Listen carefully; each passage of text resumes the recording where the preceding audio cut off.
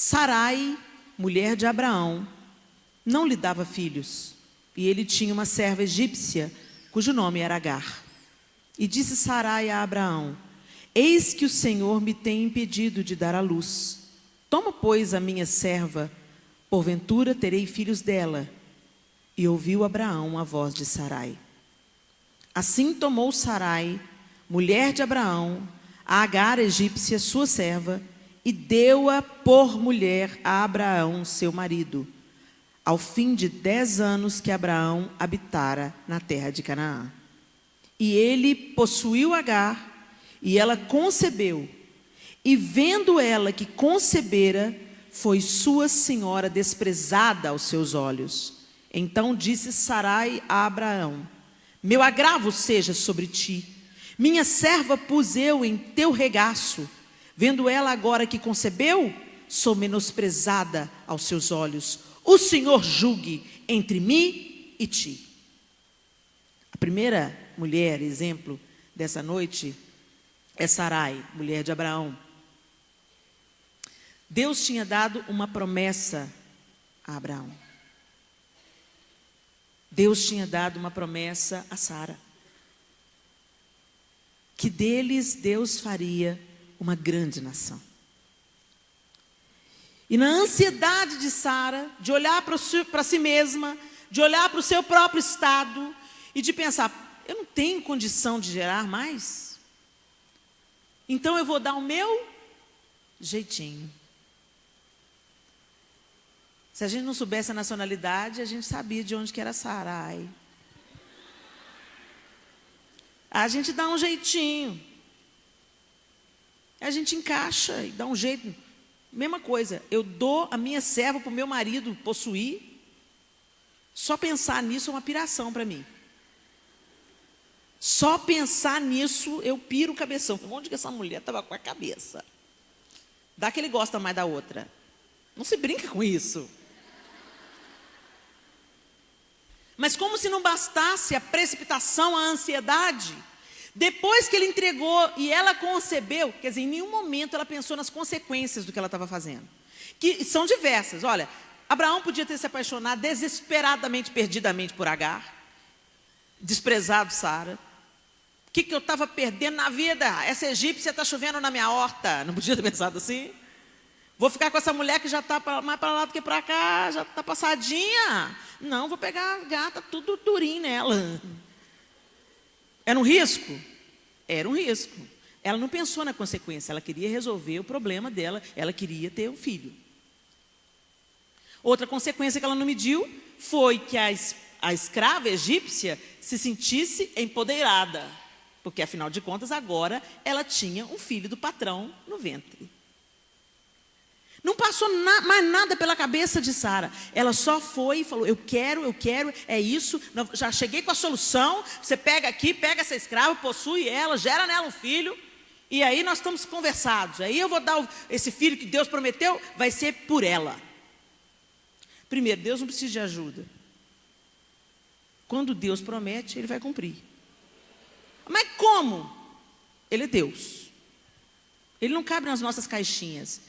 Ele vai cumprir as suas promessas. E às vezes você é uma mulher que recebeu uma promessa de Deus, mas você está tentando dar um jeitinho. Você já está tentando desembolar a linha junto com Deus. Não faça isso. Você não sabe as consequências. E outra, quando a gente tenta ajudar Deus, é a evidência da nossa incredulidade. E sem fé é impossível agradar a Deus. Tem situações que a gente enfrenta na vida, gente, que a gente pode agir, a gente vai fazer o nosso melhor. Mas nós não somos o Espírito Santo. Nós não temos o poder de convencer o homem da justiça, do pecado, do juízo. Eu vejo uma igreja tentando fazer a obra de Deus, tomando o lugar do Espírito Santo. E querendo transformar pessoas. E quando um homem transforma outro homem, o faz por fora. O torna um sepulcro caiado. É só a aparência do que é justo. Agora a obra que Deus faz, não. A obra de Deus é completa. Começa dentro e transborda para fora. Então, a igreja ama, a igreja anuncia a verdade, mas a igreja não convence o homem da justiça, do pecado e do juízo. A igreja não transforma as pessoas, essa obra é do Espírito. A igreja é cooperadora, amando, anunciando a verdade e intercedendo. Agora, às vezes, você tem uma questão na sua vida e a coisa não vai, e você está tentando desembolar a linha junto com Deus, e aí que agarra mesmo. Sem fé é impossível agradar a Deus. E você vai dando as evidências da sua incredulidade. Seu filho está desviado. Para de falar na cabeça dele. Ele já sabe a verdade. Ele cresceu no Evangelho. Então agora é com o Espírito Santo. Põe a sua boca no pó, seu joelho no chão e geme. E como a pastora Ângela ensinou, né? Levanta e sorri. Você chora diante de Deus, você ajoelha, geme, chora, grita, faz o que você quiser. Deus, muda essa história, muda essa situação, Deus. Em nome de Jesus, amém. Soltei na mão dele. Aleluia, é tão bom a gente deixar os nossos fardos aos teus pés. Bora viver a vida. O que eu não posso cuidar, só Deus cuida. Tem um episódio no de Clara Sofia que eu conto. Eu fui buscar o Miguel, ele era pequenininho. Eu fui buscar ele no Colégio Batista. E o João, na época, era professor no Colégio Batista. O João, então, pegava os meninos e vinha, saindo pela saída dos professores. Naquele dia, o João veio com o Miguel, a Clarinha veio correndo na frente e o Arthur no braço. Eles eram bem pequenininhos, né? O Arthur, qualquer coisa, falava, estou cansado. Aí o João pegava o Arthur, veio segurando o Miguel pela mão e a Clara veio correndo na frente. E eu, quando eu fui subindo a escada, eu vi eles vindo. Eu sentei no topo da escada e fiz assim, ei, quem vai dar um abraço na mamãe? O Miguel saiu correndo. Aquele abraço romântico, né? A gente tem que aproveitar enquanto a gente é mãe, gente, que daqui a pouco a gente vai ser só coadjuvante. Pega todos os abraços que seu filho quer te dar. Aí saiu correndo, e quando, gente, ele estava ao alcance de um braço, ele tropeçou, e eu fiz assim para pegar o Miguel, e eu estava sentada na escada, eu não estava em pé, então eu não podia andar. E eu fiz assim, a mãozinha dele raspou na minha mão, e ele caiu e foi de testa no chão. Na mesma hora, um galo enorme. E ele levantou assim, meio tonto, assim, começou a chorar. E eu peguei ele, abracei ele, falei, como é que eu não pude guardar o Miguel? Por que eu sentei Aí eu comecei a me culpar. Por que eu sentei na escada? Por que eu encorajei? E comecei a chorar junto. Ele chorando e eu chorando, e o João tentando consolar. A histeria geral. E eu, por que eu incentivei ele a correr? Eu não pude segurar ele porque eu estava sentada. Foi por um triz, João. Olha a testa dele. Naquele dia Deus ministrou uma poderosa lição que eu trago no meu coração até hoje. Você não livra, Helena. Quem livra sou eu. Você pensa que você guarda seus filhos. Mas os dias de cada um deles estão nas minhas mãos. Tentando acertar, você erra. Dando o seu melhor, você não é suficiente. Porque você não sou eu, você é humana. Coloca o Miguel e todos os seus filhos nas minhas mãos. Porque sou eu que guardo. Aí a gente lembra daquela música que a gente canta e às vezes nem percebe. Quem pode livrar como o Senhor? Ele é poderoso para me guardar. Quem pode livrar como o Senhor? Não há outro. Ele é o nosso guarda. Sarai, mesmo tendo a promessa de Deus, resolveu dar o jeito dela. E ela influenciou o seu marido para uma decisão equivocada, que geraria uma série de desdobramentos. E no final das contas, ela ainda põe a culpa nele. Ela fala, Deus faça juízo entre mim e você. Quantas vezes a gente faz isso? A gente dá uma sugestão errada, a gente dá uma ideia errada, e quando o circo começa a pegar fogo, e a gente começa a colher as consequências, a gente joga para o outro. É culpa do outro. A gente tem que ser honesta com a gente, meninas. Assumir aquelas áreas da nossa vida que tem debilidade, onde a gente precisa crescer, romper e vencer o inimigo. Agora, enquanto você ficar responsabilizando terceiros pelas suas faltas, você não cresce, você não amadurece, e a mão de Deus começa a te resistir. Porque Deus resiste ao soberbo. Quem não aceita o próprio equívoco e se arrepende e muda, não faz isso por orgulho, por soberba, por pensar que o erro está sempre no outro. Não assume as próprias responsabilidades. E aí Deus começa a te resistir, você pensa, é o diabo. Não, não é o diabo não, é a mão de Deus te resistindo, porque Deus resiste aos soberbos, mas aos humildes Ele dá a sua graça.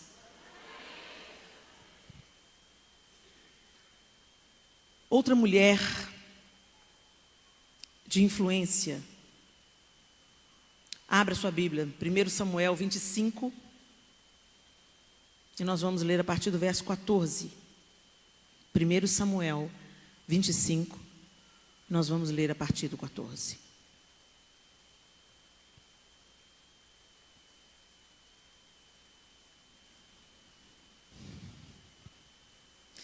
Davi tinha sido destratado por um homem chamado Nabal, um homem tolo, rico, poderoso e tolo. E ele vinha para se vingar da casa de Nabal. Ele pegou os seus homens e falou, vamos embora, vamos contra ele, porque não vai ficar nenhum homem vivo de tudo que se chama de Nabal. Ou seja, ele ia matar Nabal, os filhos de Nabal, os empregados de Nabal, todo ser humano do macho ia morrer. Porém, verso 14, um dentre os moços o anunciou a Abigail, mulher de Nabal, dizendo, eis que Davi enviou mensageiros desde o deserto a saudar o nosso amo, porém ele os destratou. Todavia aqueles homens têm-nos sido muito bons, e nunca fomos agravados por eles, e nada nos faltou em todos os dias que convivemos com eles, quando estavam no campo. De muro em redor nos serviram, assim de dia como de noite, todos os dias que andamos com eles, apacentando as ovelhas. Considera, pois, agora e vê o que hás de fazer, porque o mal já está de todo determinado contra o nosso amo e contra toda a sua casa. E ele é um homem vil, que não há quem lhe possa falar. Então Abigail se apressou e tomou 200 pães e 2 odres de vinho, e 5 ovelhas guisadas, e 5 medidas de trigo tostado, e 100 cachos de passas, e 200 pastas de figos passados, e os pôs sobre jumentos. E disse aos seus moços, ide adiante de mim, eis que vos seguirei de perto, o que, porém, não declarou a seu marido Nabal. Vamos até aí. Davi estava furioso vindo rumo à casa de Abigail, que era casada com um homem tolo, determinado a destruir tudo e com certeza pegar os despojos, que era Abigail, as servas, enfim. E essa mulher, ao invés de, aí Nabal, o que está rolando? Ficou sabendo? Davi está vindo aí. Para te barbarizar, cara. Olha o que você fez, cabeção. Não foi nada disso que ela fez. Calou-se. Arrumou as provisões que Davi havia pedido. E se apressou. E foi ao encontro de Davi sem falar nada com Nabal. Dá que ela vai falar alguma coisa com Nabal. Nabal, vou matar, vou fazer acontecer. Sempre tem um valentão.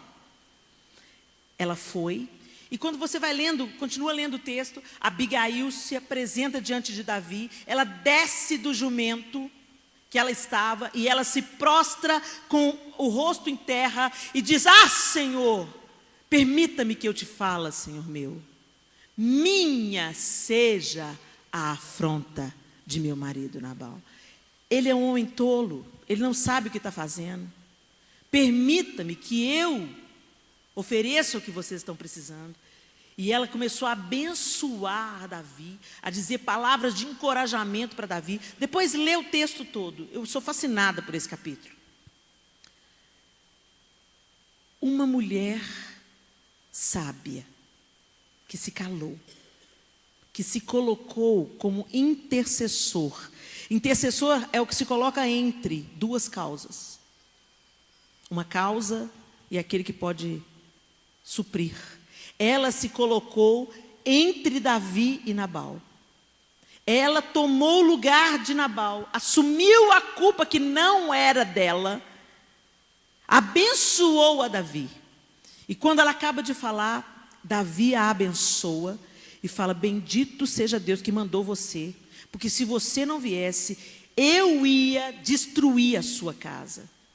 E isso não ia ser bom também para Davi, porque Deus iria reprovar a Davi. Então, ela não apenas livrou a sua casa, mas ela livrou Davi de se mover por impulso, agir de cabeça quente. Ela se colocou e ela desfez Davi com gentileza. Ó Senhor meu, minha seja a afronta de meu marido Nabal. Ele é um homem tolo, mas o Senhor é um abençoado do Senhor. E ela começa a dizer para Davi quem ele é, trazendo à memória que ele não precisava de tomar vingança, que Deus era a justiça dele. E por causa das palavras doces, a fúria de Davi foi desviada. O que confirma o que a palavra nos ensina. A palavra dura suscita a ira, mas a branda desvia o furor. Como nós vamos responder àqueles que nos afrontam? Como nós vamos responder àqueles que nos ridicularizam? Aqueles que nos questionam, que debocham da nossa fé? Com a nossa religião? Cala a boca aí! Ou com o nosso cristianismo, que mesmo sendo moído, não abriu a sua boca. Foi porque ele se deixou moer em silêncio, que Deus o exaltou soberanamente, lhe deu o nome que é sobre todo nome. Jesus é o nosso modelo, gente. Isso é cristianismo. Jesus é o nosso modelo. Se te obrigarem a andar 1 milha, anda 2. Se demandarem contigo te pedir a túnica, dá também a capa. Se te baterem numa face, oferece a outra. Ah, Helena, não tem sangue de barata, não. Não, você devia ter o sangue de Jesus sobre a sua vida. Porque o sangue de Jesus te capacita. Eu posso todas as coisas naquele que me fortalece. Quando o apóstolo Paulo disse esse texto, ele não estava, gente, sendo aplaudido, ovacionado, não. Quando o apóstolo Paulo declarou isso, eu aprendi a estar contente em toda e qualquer situação. Eu posso ter muita coisa, eu posso padecer fome, eu posso todas as coisas naquele que me fortalece. Ele estava preso. Mas a gente isola o texto do contexto e vira pretexto. E a gente marcha as nossas marchas triunfalistas e diz: posso todas as coisas naquele que me fortalece. Poeirão sobe, você sai maravilhado, todo mundo grita, aplaude, maravilha. Quando chega ali fora e o pipoqueiro te dá um troco errado, você quase dá uma voadora nele. Quem ganhou? O diabo ganhou. A sua carne ganhou. Deus é glorificado quando nós agimos como Jesus agiria. E a igreja tem que descer do muro da religião, entender que estamos chegando em tempos difíceis, onde nós vamos ser afrontados, nós vamos ser ofendidos, mas nós temos que agir, responder com o amor que Jesus responderia. Isso é cristianismo. Mas vão deixar a gente fazer o que a gente quer? Não vão deixar fazer o que quer, não. Tem gente que representa. Mas entenda, querido, querida, a gente vai lutar batalhas. A gente não vai aceitar passivamente as pessoas tentando enfiar a goela abaixo aquilo que eu não acredito. Você não é obrigado a acreditar naquilo que eu acredito.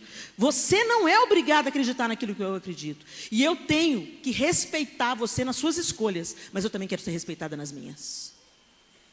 Nós vivemos um país livre. Agora, nós não impomos respeito gritando. Nós não impomos respeito cuspindo. Nós não impomos respeito revidando na mesma moeda. Nós impomos respeito quando nós somos cheios da autoridade de Cristo. E a única maneira de nós sermos cheias da autoridade de Cristo é nos encharcando nele, na doçura dele, no amor dele. Responda com doçura a quem te ofende. Isso em todos os âmbitos. Às vezes a gente é muito crente fora de casa, mas vai lá em casa para ver. Vai lá em casa para ver a Leide.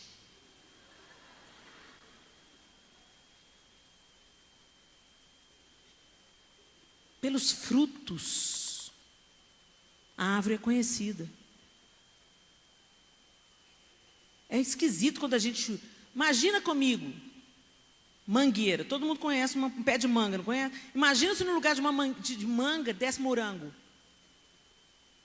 Você conhece o morango também como ele nasce? Rasteirinho, entre as folhinhas, todo delicadinho. Imagina um pé de manga carregado de morango.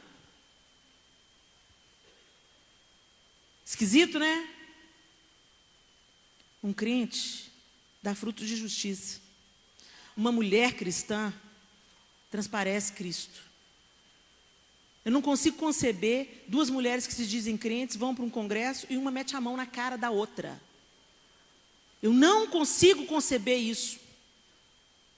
Ou não nasceu de novo, ou é joio. Joio parece trigo. Tem aparência de trigo. Você jura que é trigo. E cresce tão juntinho do trigo que se você tentar arrancar o joio, você arranca o trigo. Mas é erva daninha. Eu não quero ser contada com a erva daninha. Eu quero ser contada com alimento. Apesar de todo o boicote contra o glúten.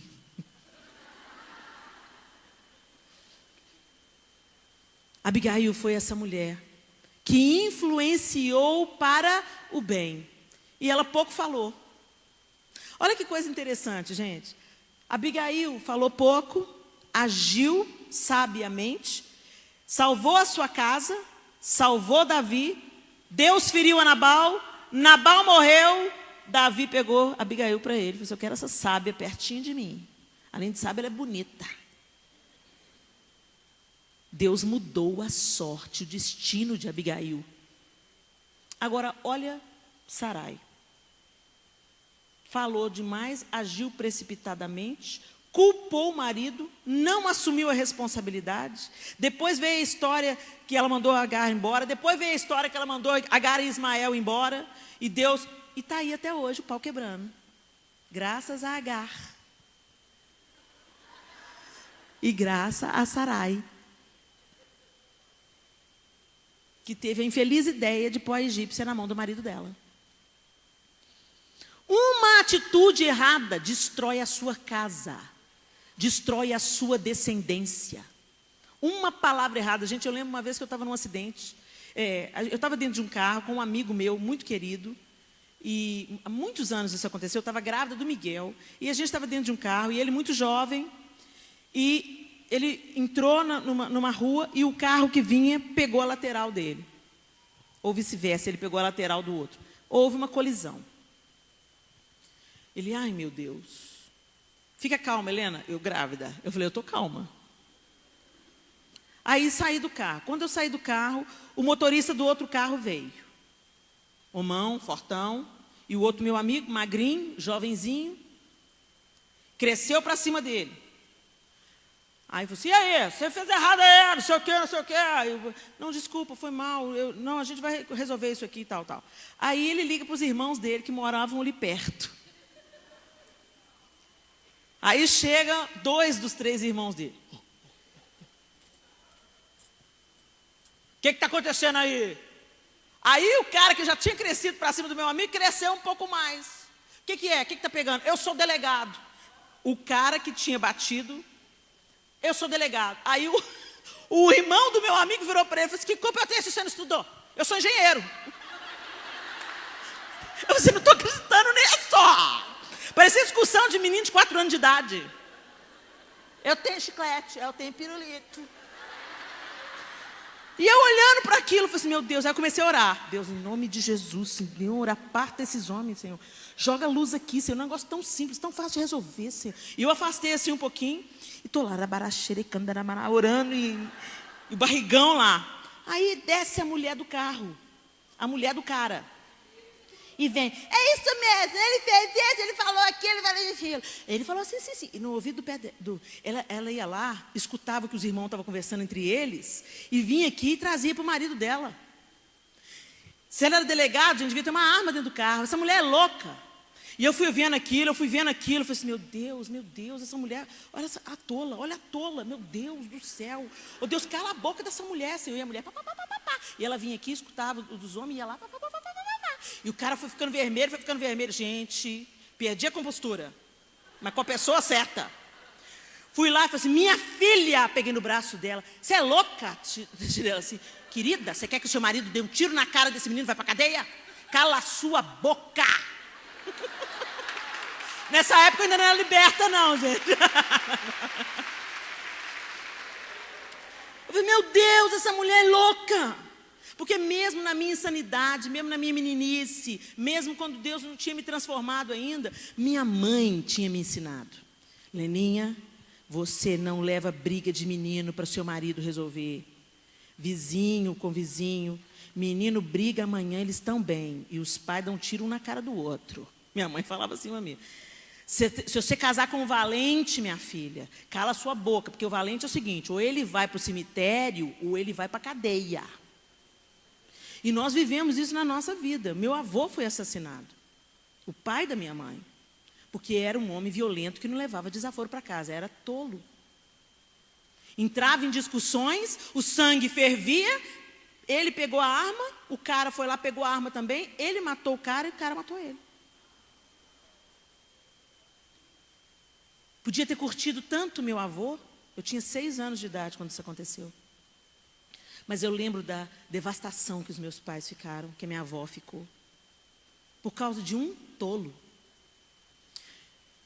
Eu quero falar com vocês, queridas, nós temos um poder de influência muito grande. E para que nós estamos usando essa influência? Será que nós temos sido Abigail? Ou nós temos sido Sarai? No trabalho às vezes é um lugar tenso, né? Sempre tem um leve trás no trabalho. Que não seja você, minha irmã, em nome de Jesus, a crente fofoqueira. Queima Jesus. Mas sabe, sempre tem um leve trás. O patrão, você quer fazer média com o patrão, vai lá, conta os podres dos seus amigos. Fecha a boca, ora. Ora para Deus mudar a situação. Dá um bom conselho. Não, gente, não é assim não. Gente, a gente é da turma do deixa disso. Nossa luta não é contra carne e sangue. Nossa luta a gente vence aqui, ó. Entendeu? Não é nos punhos, não é no berro. A gente tem que ter sabedoria, a gente é a turma do deixa disso. Não faça não, não é isso que o cara falou de você, não, deixa isso pra lá, rapaz. Mas o povo fica, sempre tem, você viu? E aí, o que vai dar? E aí, o que vocês vão fazer? Como é que vocês vão reagir? Não vai falar nada não? Não pode ficar assim não, hein? E outra, só quem põe fogo, sai fora. Quem não é uma mulher influenciadora se torna manipuladora como Jezabel. A essência, o dom, Deus deu. O poder de influência que uma mulher tem é algo fenomenal. Uma mulher levanta um cara caído, um cara fracassado, um cara que teve problema com a mãe, com o pai. Se ela é uma mulher sábia, se ela é uma mulher de Deus, se ela é uma mulher que ora, poucos casos não se resolvem. Porque às vezes o cara é psicopata, doido, pirado, é outro caso. Estou falando de gente que é ferida, mas tem cura. Gente que quer cura. Às vezes o cara não dá nada, aquele cara desanimado, aquele cara que não vai para frente. Quando tem uma mulher, não, meu bem, você consegue. Você é valente. Eu estou com você, a gente está junto. Eu casei com você porque eu acredito em você. Põe pilha nesse cara, minha irmã. Seu filho sofre bullying na escola. Tem filho que sofre bullying na escola, chega em casa, sofre bullying em casa. Também não fez nada. Morelão, por que não bateu nele lá? Filho meu não apanha, não. tipo de mulher você tem sido? Como mãe, como esposa, como mulher solteira. Que conselho você dá para suas amigas solteiras? Está lá o namoro, aquela coisa, o pega-pega e tal. E aí, fulano? Já foi? Ai, misericórdia, eu estou lutando muito contra isso, mas ai, a carne é fraca. Ah, amiga, vocês já estão perto do casamento. A mula aí. Não, amiga, aguenta firme. Deus vai honrar a sua pureza. Aguenta firme, você não é qualquer uma não. Mas e se ele desistir do casamento? Se desistir, você ficou livre de uma bisca. Aguenta firme, não negocia. Mas não, gente, quando uma mulher está vivendo uma crise no casamento, o que mais tem é a amiga para falar: a fila anda, deixa esse traste para lá. Que tipo de amiga você é, minha linda? Olha, gente, eu glorifico a Deus, porque olha, uma coisa foi determinante na minha cura e na transformação da minha vida. Deus me colocou no meio de pessoas certas. Na fase da minha vida mais crítica, que eu estava cheia de questionamento dentro de mim, Deus me enfia no diante do trono. Bendito seja Deus. Andar com gente que quer Deus me fez querer Deus. Escolha as suas amizades. A gente tem que amar todas as pessoas, todas, indistintamente. Independente de como a pessoa te trate. Amar é você tratar o outro como você gostaria de ser tratado, com honra, com respeito, com graciosidade, com docilidade. Benignidade, fruto do Espírito. Benignidade é gentileza. Obrigada.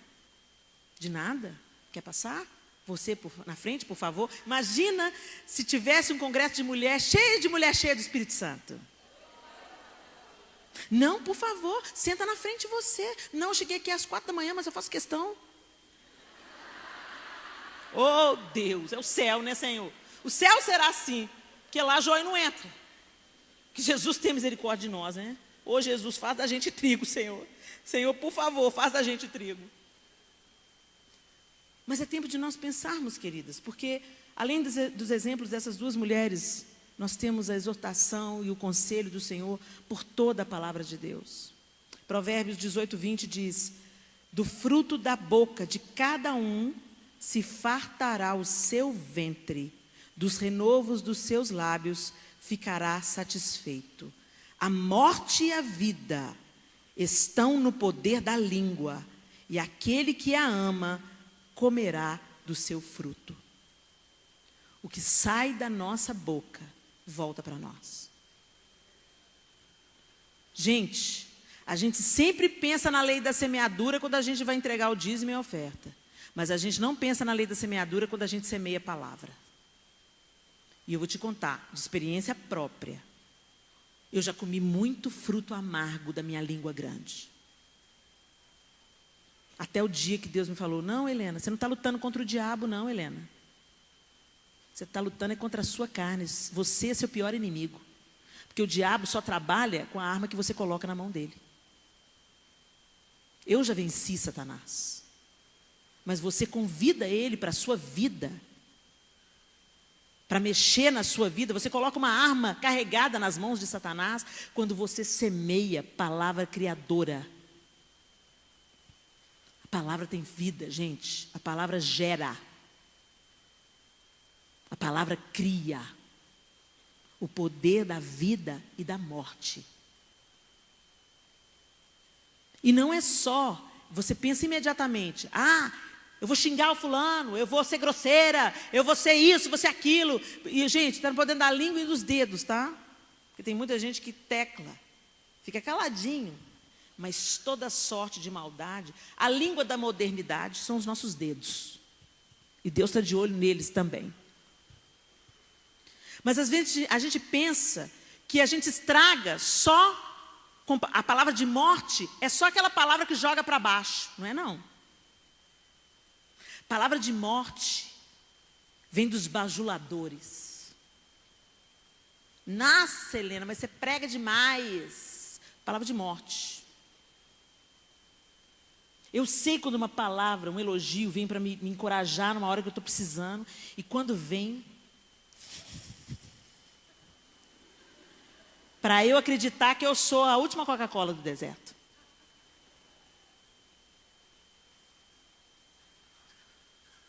Gente, a igreja não precisa de mais ícones. O ícone é Jesus Cristo. Ele subiu à cruz, morreu e ressuscitou. Precisamos de homens e mulheres de influência significativa. Homens e mulheres que anunciam o evangelho, por onde eles passam, eles deixam um rastro, um perfume de Jesus. Eu viajo por todo o Brasil, pessoas que eu amo, pessoas que eu respeito. As pessoas vêm, você conhece fulano de tal? Se vai me falar alguma coisa ruim do fulano de tal, pode ficar caladinho.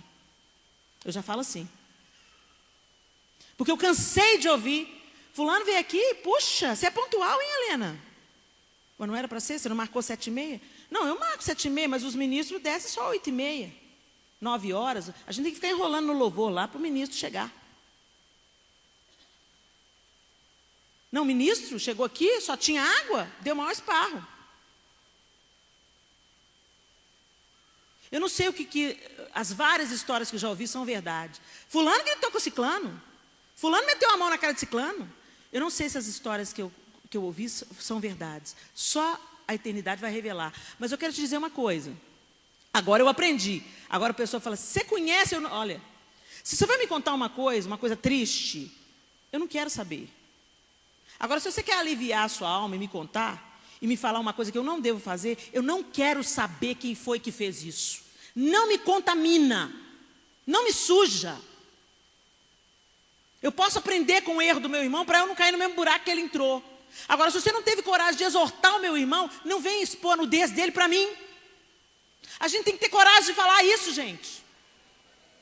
Graças a Deus, as pessoas agora, poucas pessoas me contam esse tipo de coisa. Quem já levou uma chalapada minha, nem toca no assunto. Agora, eu aprendi isso a duras penas, porque muitas vezes eu consenti a conversa fiada. Muitas vezes eu consenti. E eu paguei por cada fruto da minha língua. E daquela língua que eu me juntei a ela para... É verdade, é um absurdo isso. Eu comi dos frutos amargos. Então eu vou te falar. Não se sente na roda dos escarnecedores.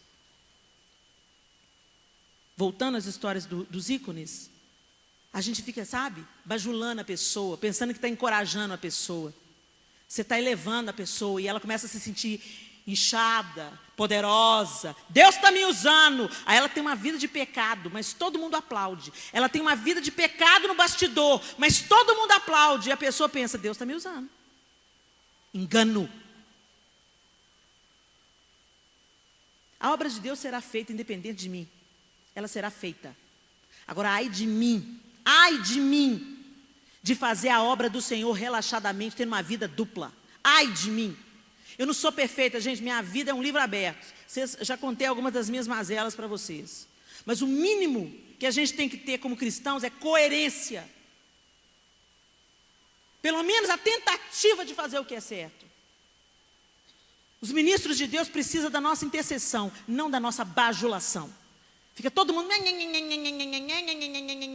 O cara pensa que ele é o subioleiro e que Deus depende dele para fazer a sua obra. Já teve uns que surtaram geral e falaram que Jesus não cumpriu a obra toda e que Deus estava levantando ele para fazer o resto que Jesus não fez. Olha que piração. Tem isso por aí no mundo, gente. E é homem de Deus, homem que começou certo, começou no caminho, começou íntegro, começou amando Jesus. Todos nós podemos nos desviar se começarmos a acreditar nas mentiras do diabo. Para de querer tirar foto. Quer foto comigo para quê? Para te dar valor no Facebook? Agrega valor? Você não precisa da Helena Tanuri te dando valor no Facebook. Você tem valor porque Jesus Cristo mora dentro de você. Cai a ficha. Chega de ícones na igreja. Chega dessa idolatria gospel. E muito dessa idolatria acontece porque você constrói um altar e coloca o homem e a mulher de Deus em cima do altar. E Satanás é um mentiroso, enganador e seduz o nosso coração. Pode seduzir o meu, pode seduzir o seu. Vigia na vida, crente. Nós temos que voltar os nossos olhos novamente para a centralidade de Cristo no Evangelho.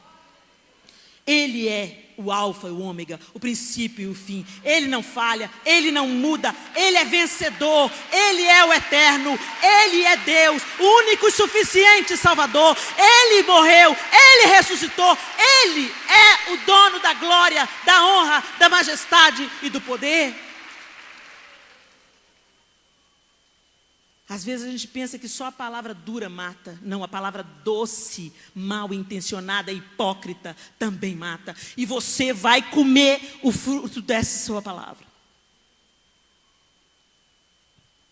Provérbios 31, 26. Abre a sua boca com sabedoria e a lei da beneficência está na sua língua. Descrição da mulher sábia de Provérbios 31. Abra a boca com bondade. Abra a boca para fazer o bem, abra a boca para encorajar, abra a boca para estimular, para levantar, para curar, para consolar. Provérbios 26, 28. A língua falsa odeia aos que ela fere, e a boca lisonjeira provoca a ruína. Palavra de Deus. Até quando você vai elogiar alguém, gente, deixa o Espírito Santo falar através de você. Teve muitas palavras que já chegaram na minha vida, gente. Na hora que eu estava pensando, gente, eu estou no caminho errado. Eu vou parar tudo. Aí vem aquela pessoa, Deus manda. A pessoa, e me conta um testemunho. Não me põe no altar, me conta um testemunho do que Deus fez na vida dela. E no final ela fala assim, Helena, continua. Continua. Uau. É a resposta. É a resposta. Tudo de bom que você vê nos homens e mulheres de Deus é Deus. É Deus. Então dá glória para Deus. E a última palavra dessa noite que eu queria deixar no seu coração é a palavra do próprio Jesus. Saiu da boca dele. Saiu da boca dele. Mateus 15, 10. E chamando a si a multidão, disse-lhes: ouvi e entendei. O que contamina o homem não é o que entra na boca, mas o que sai da boca. Isso é o que contamina o homem. E continua. No verso 17. Ainda não compreendeis que tudo que entra pela boca desce para o ventre e é lançado fora? Mas o que sai da boca procede do coração, e isso contamina o homem. Porque do coração procedem os maus pensamentos, mortes, adultérios, prostituição, furtos, falsos testemunhos e blasfêmias. São estas coisas que contaminam o homem. Mas comer sem lavar as mãos, isso não contamina o homem. Jesus estava num debate aqui com os fariseus, que considerava uma série de coisas imundas, se você queria viver uma vida reta, mas falavam toda sorte de impurezas. Jesus está chamando a nossa atenção. Não é o que vocês fazem externamente, mas o que procede do seu coração. Ah, eu posso assistir televisão? Não posso assistir televisão? Eu posso usar calça? Não posso usar calça? Eu posso usar brinco? Não posso usar brinco? Eu posso franzir o cabelo? Não posso franzir o cabelo?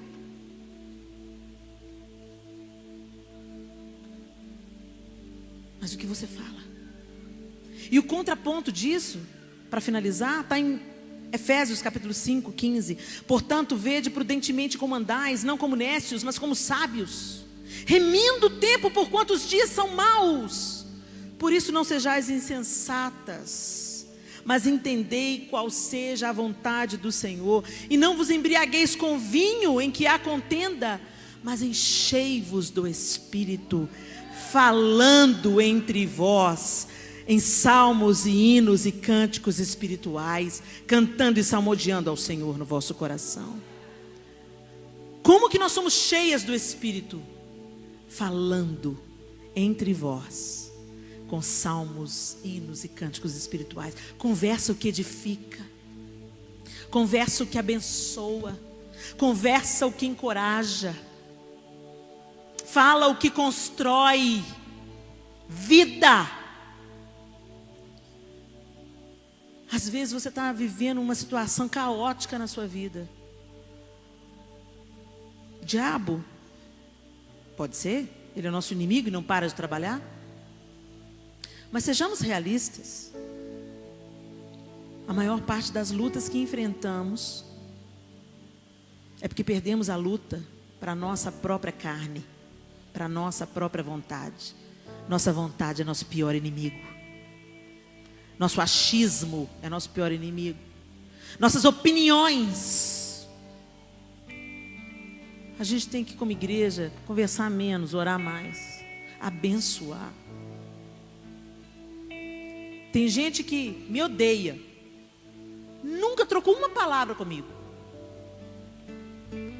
não sabe quem eu sou, não sabe quem é a minha vida, pensa que me conhece pelas pregações. Quem me vê aqui, vê apenas uma face da Helena. Não vê a Helena que sofre, a Helena que chora, a Helena que tem necessidades, a Helena que se frustra, a Helena que fracassa e sofre com o próprio fracasso. Quando você olha para uma pessoa, você conhece só um lado dela. Não julgue. Não exerça juízo sobre os seus irmãos. Mas eles estão fazendo coisa errada, Helena. Então, ensina o certo. Não exponha a nudez do seu irmão que está fazendo algo errado. Ensina o certo. Como que a gente combate uma mentira? Elevando a verdade. Que o Senhor nos ajude. Que o Senhor te ajude, minha linda, a ser uma profeta da vida na sua casa, na vida dos seus filhos, na vida do seu marido, na sua própria vida. Às vezes a gente fala palavras tão duras contra a gente mesmo. Cabelo horroroso, tô barriguda, tô gorda, para! Você é uma obra-prima de Deus. Olha, você anda. Olha, meu cérebro está mandando eu fazer isso com o meu pé, e eu consigo fazer isso. Eu encho os meus pulmões de ar e meu coração bate centenas de vezes durante o dia e eu nem percebo. Que máquina maravilhosa! Eu sou tão preciosa, porque eu sou única. Você é única. Mas a gente tem palavras tão duras contra nós mesmas, sempre olhando para a grama do vizinho, sempre olhando para que a outra tem, para quem a outra é.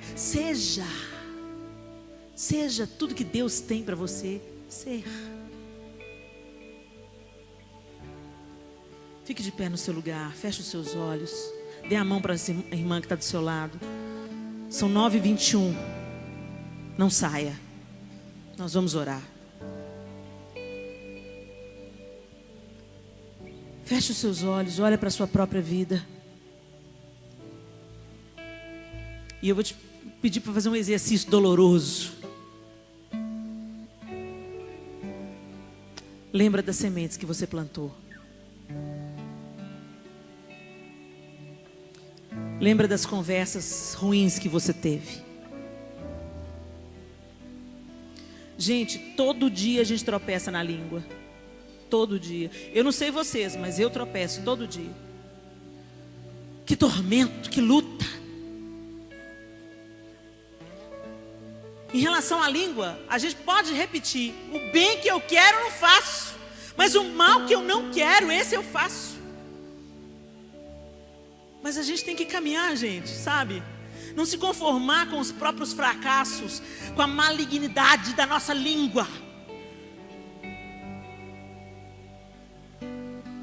Que o Senhor nos ajude a termos palavras doces como mel, mas que procedem do coração, não da hipocrisia.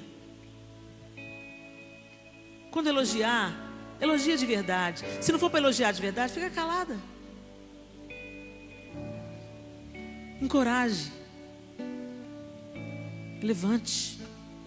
Valorize. Exalte a verdade. Perdoe. Pondere. Argumente. Defenda. Sabe, gente, a gente como irmão, a gente tem que defender uns aos outros. Mesmo que depois você tenha que chegar lá no seu irmão e ter uma conversa dura com ele. Me disseram lá que você fez isso e isso é verdade? Mulher, para com isso. Não foi para isso que Deus te chamou? Agora, se você não tem liberdade e coragem de confrontar a sua irmã ou o seu irmão que estão errando, olho no olho, com honestidade, com amor, então que você não exponha a nudez dele para mais ninguém. Cale a boca. Os dias são maus, gente. Nós precisamos ser cheios do Espírito. E não tem jeito da gente se encher do Espírito com a boca porca, com a boca suja, com a boca cheia de malignidade, maledicência, fofoca ou lisonjas por interesse. Que você seja uma profeta da vida. A gente dá vida com o ventre, que você dê vida com a sua boca também, em nome de Jesus. Senhor, nós oramos nessa noite, porque nós precisamos de Ti. Sabe, Senhor, aquelas coisas que a gente nunca vai conseguir fazer sozinho, essa é uma delas. Dominar a nossa língua. Ter sempre uma palavra gentil e de amor e de encorajamento. E quando for necessário a gente exortar, que a gente faça isso em amor. Oh, Deus, nos ensina, Senhor. Porque o Senhor sabe. O Senhor sabe. Que sejamos cheias do Espírito Santo. E que a gente entenda de uma vez por todas o que o Senhor nos ensinou, Jesus. Que o que contamina a gente é o que sai da nossa boca. Nos limpa pelo Teu sangue, Jesus. Nós oramos nessa noite, crendo naquilo que o Senhor é capaz de fazer em nós. Nós nos abrimos para o trabalhar do Teu Espírito Santo. Não desista de nós, Senhor. Permaneça trabalhando, convencendo, abrindo os nossos olhos e nos dando entendimento da Tua palavra, em nome de Jesus. Antes de nós nos despedirmos nessa noite, eu queria te fazer um convite. Às vezes você veio aqui nessa noite porque uma amiga te convidou. Às vezes você está desviada do Evangelho há muito tempo, fria, seca, decepcionada. Às vezes até decepcionada por causa de uma conversa que você ouviu.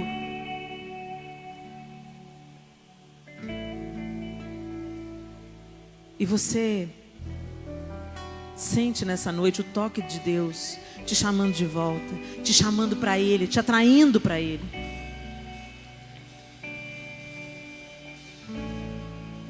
E você quer aceitar o chamado. Tem alguém aqui que quer se reconciliar com o Senhor ou entregar a sua vida a Jesus, dizendo: Senhor, eu quero que o Senhor reescreva a minha história. Eu quero ser uma outra pessoa. Eu quero que o Teu Espírito Santo em mim faça a obra que precisa ser feita e transforme a minha maneira de falar, a minha maneira de ver e também a minha maneira de ouvir as outras pessoas.